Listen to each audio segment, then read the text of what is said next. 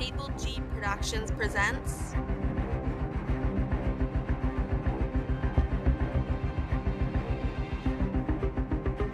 The Narrative in the Life of Frederick Douglass, based on a true story from the narrative written by himself.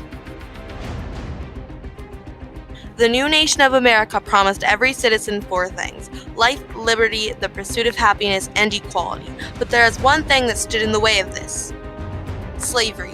African Americans were enslaved, families torn apart, women raped, and men tortured. This cruel institution lasted 2 centuries, and a man named Frederick Douglass was one of the many that fought against it. It was 1845. Frederick Douglass published his narrative based on the life in slavery.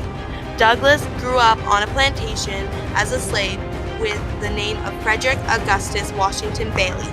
Being a slave meant torture, abuse, discrimination, hunger.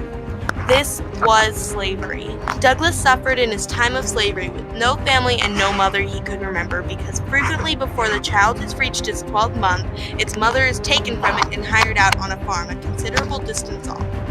He was taught to read by his kind mistress, an unusual occurrence, but that was put to an end when his master found out. Douglass continued to learn how to read and write with the help of white boys he befriended. Douglass was sent to a cruel master by the name of Mr. Covey and made a bold statement by assaulting his master as a form of self-defense. Douglass is famous for this to this day. Eventually, Douglass formed his plan to escape with the knowledge of literacy, and on September 3, 1838, he succeeded in escaping from slavery to Baltimore. Post his escape, the inspiring man decided to become a speaker. He adopted the name Frederick Douglass, since most people knew him by this name. The legacy of Frederick Douglass continues to thrive today, teaching people about the truths of slavery and inspiring people to do whatever they set their minds to.